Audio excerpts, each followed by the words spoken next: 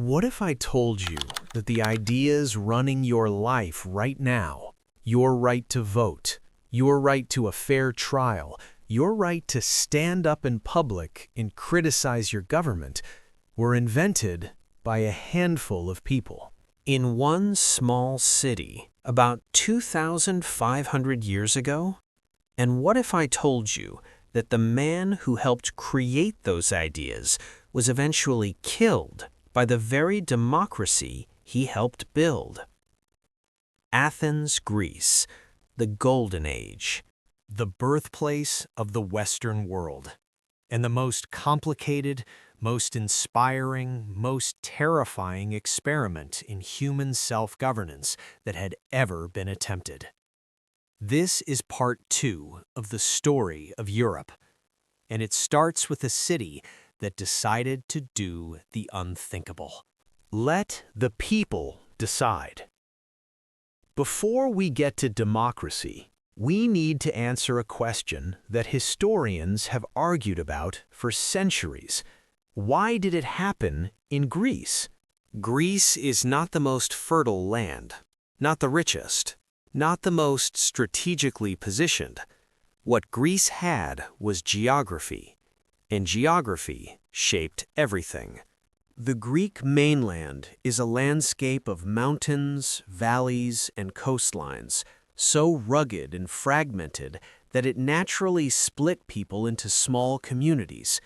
Instead of one massive kingdom like Egypt, Greece developed into hundreds of independent city-states called polis, each one governing itself. Athens, Sparta, Corinth, Thebes, Argos, each a separate world, each with its own laws, its own army, its own culture. This fragmentation created something unexpected: competition.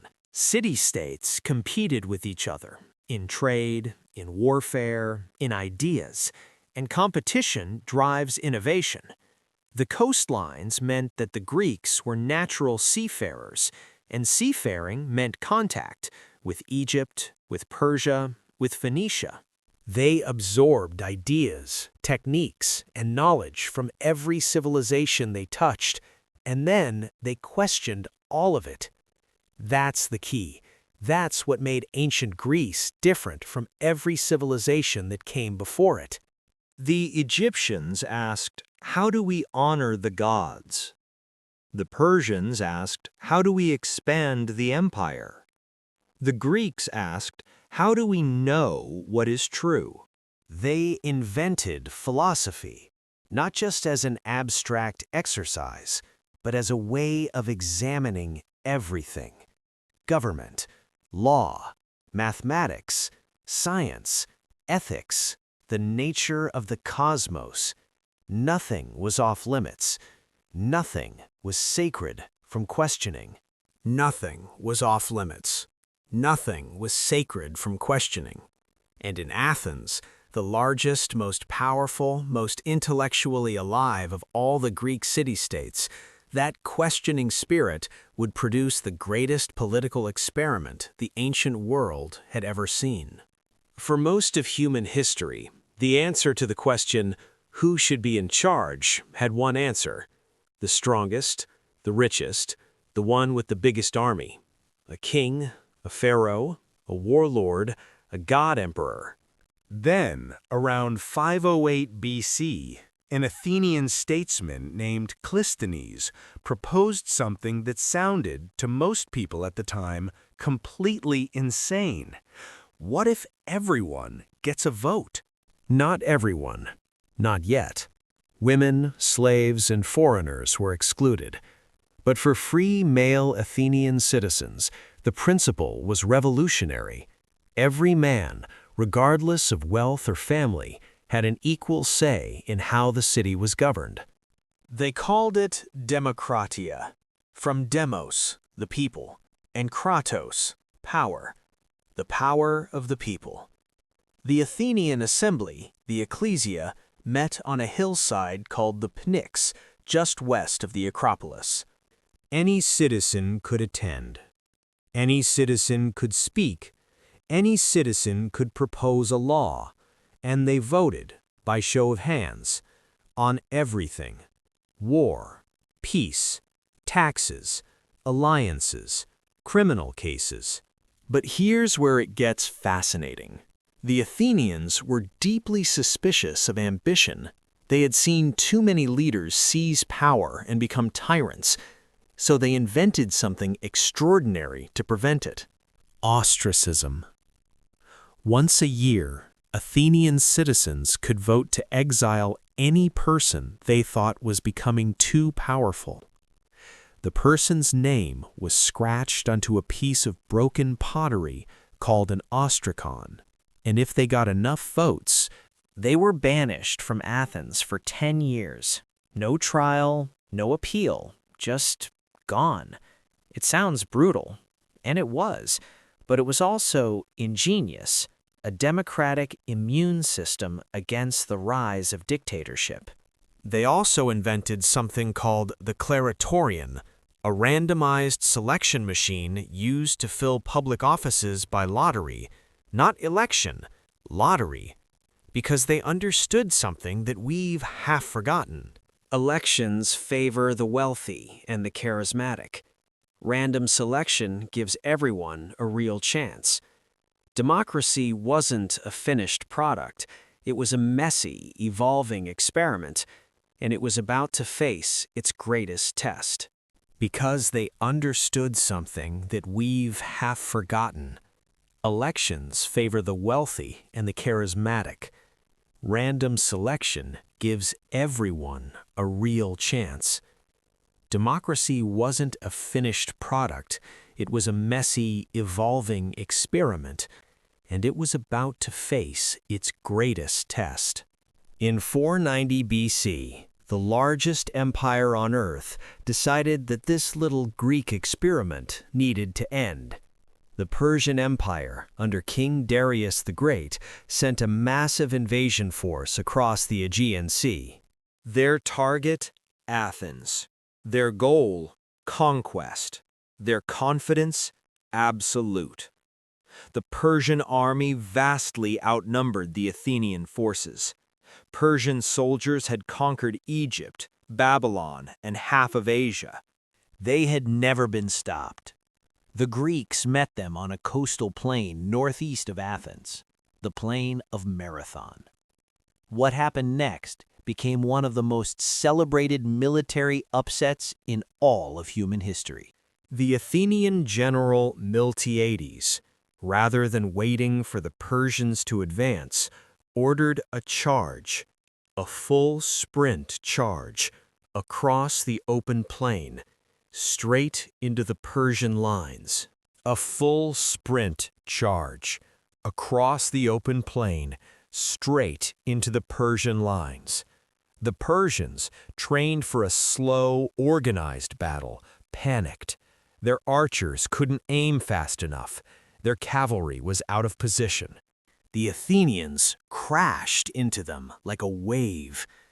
The Persian lines collapsed. Thousands fled to their ships. Athens had won. Athens had won. A messenger, a soldier named Phidippides, ran the entire distance from Marathon back to Athens to deliver the news. 26 miles, in full armor, without stopping. He burst into the city, gasped the single word victory, and collapsed dead. That run is why we call it a marathon today. But here's the deeper significance of the Battle of Marathon, the significance that echoes down to the present day. It was the first major battle in history where a free people defeated an empire. The Persians fought because they were ordered to. The Athenians fought because they had voted to. Because they had decided their city was worth defending. Because it was theirs. And that sense of ownership, that investment in your own community, proved to be a military weapon more powerful than numbers. And that sense of ownership, that investment in your own community, proved to be a military weapon more powerful than numbers.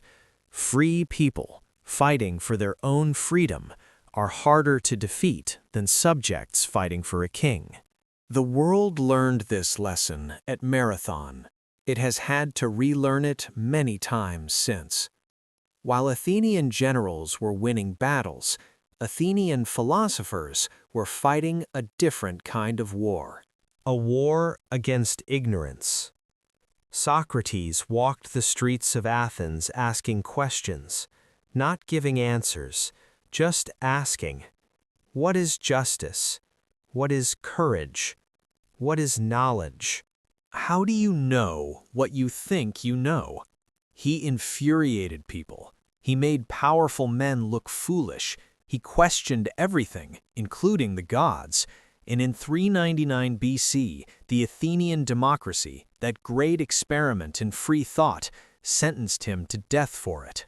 For corrupting the youth and impiety. He drank hemlock. He died. And in doing so, he became the most famous martyr in the history of ideas. His student, Plato, went on to write down everything Socrates had taught, and then pushed further, asking, what is the ideal society? What does perfect justice look like? What is the relationship between the world we see and the truth behind it? Plato's student, Aristotle, went further still. He invented the scientific method, the idea that you should observe reality, gather evidence, and then form conclusions. He classified animals. He studied politics. He analyzed literature. He wrote on physics, biology, ethics, logic, and astronomy. For nearly 2,000 years, Aristotle's works were considered the foundation of all knowledge in Europe. These three men, Socrates, Plato, Aristotle, one generation following the next, created the intellectual DNA of the Western world. Every time a scientist forms a hypothesis and tests it, that's Aristotle. Every time a philosopher asks what a just society looks like, that's Plato. Every time a philosopher asks what a just society looks like, that's Plato. Every time someone refuses to accept an answer just because an authority figure told them so, that's Socrates. They are still here, in every university, every courtroom, every scientific paper, every political debate. And they started in Athens 2,500 years ago. In 336 BC, a 20-year-old king came to power in Macedonia, the kingdom to the north of Greece. His name was Alexander. History would call him the Great. Alexander had been tutored by Aristotle himself. He had grown up reading Homer's Iliad, the epic of the warrior Achilles, and he wanted to be Achilles. He wanted glory. He wanted conquest. He wanted his name to echo through eternity. In 13 years, he achieved all three. Alexander conquered the Persian Empire, the same empire that had tried to destroy Greece at Marathon. He conquered Egypt and founded a city there that still bears his name, Alexandria. He pushed east through Afghanistan and into India, further than any Western army had ever gone. He died at 32, in Babylon, of fever, or possibly poison. Nobody is entirely sure. He had conquered more of the known world in 13 years than most empires managed in centuries. But here's what made Alexander more than just a conqueror. Everywhere he went, he brought Greek culture. Greek language became the international language of the ancient world, the English of its day. Greek architecture, Greek philosophy, Greek science, all spread from Egypt to Afghanistan. And crucially, Greek ideas were now mixing with the ideas of other cultures: Egyptian religion, Persian administration, Indian mathematics, Babylonian astronomy. Indian mathematics, Babylonian astronomy. This cross-pollination of ideas, Greek thought merging with the ancient wisdom of Egypt and Asia, created something new, something that would survive Alexander's empire by thousands of years. Knowledge itself became global. And the greatest library in the ancient world, the Library of Alexandria, would try to contain all of it, all the knowledge of the known world, in one building. It was the internet of the ancient world, and what happened to it is one of the great tragedies of human history. But that's a story for another part. The Greek world had given humanity democracy, philosophy, and science. It had spread its culture across 3 continents, but Greece itself was fracturing. The city-states, those independent, competing communities, could never quite stop fighting each other long enough to build something permanent. Athens and Sparta had nearly destroyed each other. Alexander's empire collapsed the moment he died, and now something new was rising in the West. A small city on the banks of the Tiber River in central Italy had been quietly doing something remarkable. It had been failing, adapting, learning, and rebuilding over and over again for 4 centuries. And it had arrived at a system of government, military organization, and civil engineering that would make even Athens look modest by comparison. Rome was coming. And when Rome arrived, nothing would ever be the same. Rome was coming, and when Rome arrived, nothing would ever be the same. Subscribe to Drawn and Buried and hit the bell. Part 3 drops soon, and it's the one you've been waiting for. Rome, the Colosseum, Julius Caesar, the most powerful empire the Western world has ever seen, and how it fell apart in slow motion over 3 centuries. Don't miss it.